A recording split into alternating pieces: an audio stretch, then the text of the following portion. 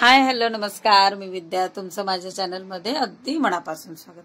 तर हे जे समोर फोटो बघताय तुम्ही, तर तो आहे भीमाशंकरचा. तर खूप छान अशी आमची ट्रिप झाली, तर त्याचेच व्हिडिओ मी आज शेअर करणार आहे. तर तिथं हे दादा होते, तर चंदनाने बघा तिथं जय महाकाल काढून देत होते ते कपाळावर. तर ते आम्ही काढलं आणि खूप छान वाटत होतं, थंड वाटत होतं, शांत वाटत होतं डोकं. ऍक्च्युली वातावरण तर तसं थंडच होतं, तरी पण त्याचं एक जी पॉझिटिव्हिटी असते ना, ती खूप छान वाटत होती. तर चला तर मग तेच आपण आता व्हिडिओ बघूया.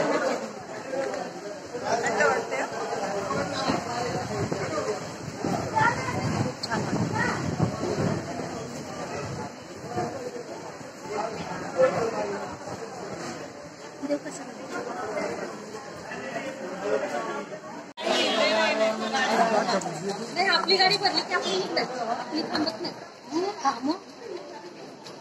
बरोबर नाही निघणार, जसं पहिले आले तसं निघणार आपली भरली.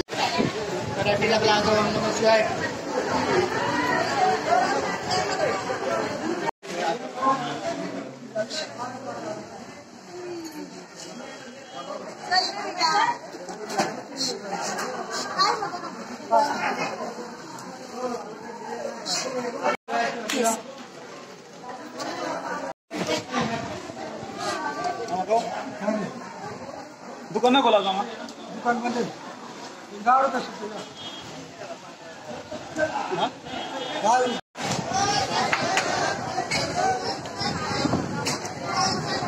हो जा बेरोबर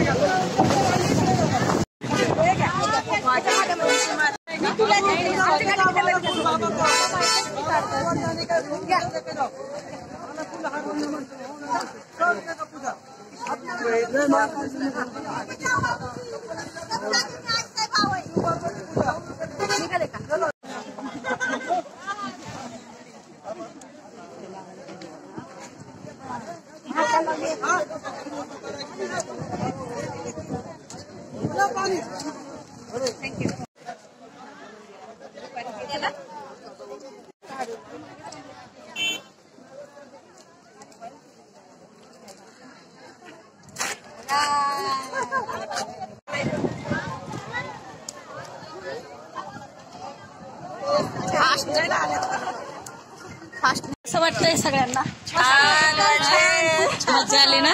मस्त. कुठे आल्यासारखं वाटतंय वसुधा? कुठे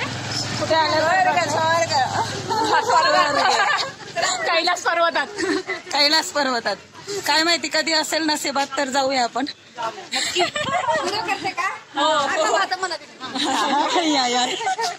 बोला काहीतरी.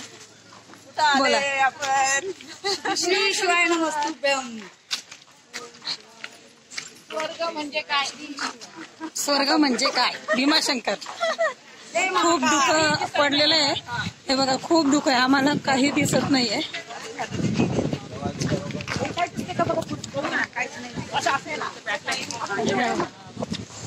बापरे, पण खरंच खूप भारी वाटतंय. एकदम म्हणजे एकदम भारी वाटतंय. सांगायला शब्दच नाहीये. मस्त ना.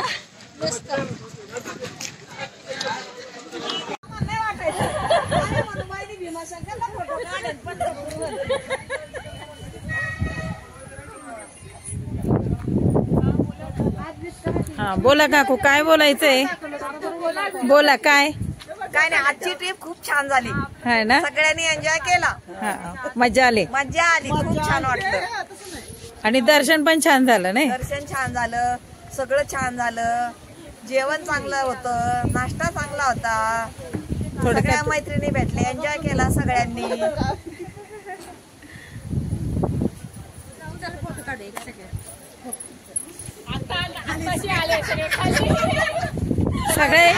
सगळे मेकअप करून आलेत.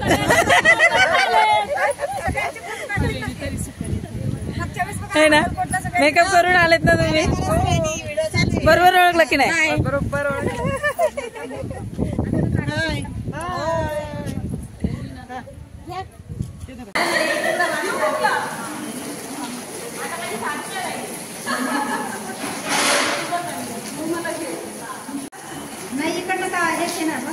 काळा येतोय, दुःख आहे ना.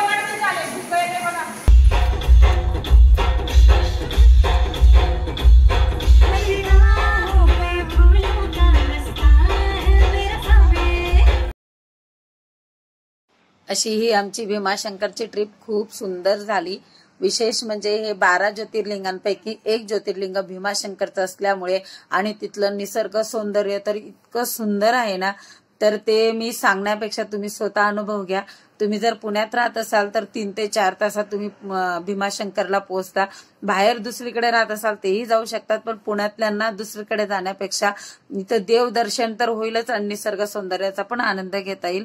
दुसरी गोष्ट म्हणजे तुम्ही खाजगी वाहनाने जावं, कारण बसने गेलं तर खरंच फजिती होते. जर खाजगी वाहनाने गेलं तर त्याचा अजून एक फायदा असा होतो की रस्त्याने पण तुम्हाला कुठे पाहिजे तिथं गाडी थांबवून आपण निसर्गाचा आनंद घेऊ शकतो.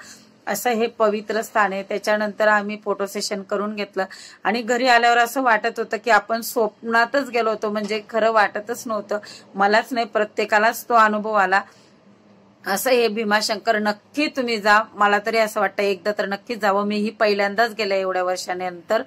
तर तुम्हाला हा आजचा व्हिडिओ आवडला असेल तर लाईक करा, शेअर करा आणि सबस्क्राईब करा. धन्यवाद. श्री स्वामी समर्थ. हर हर महादेव.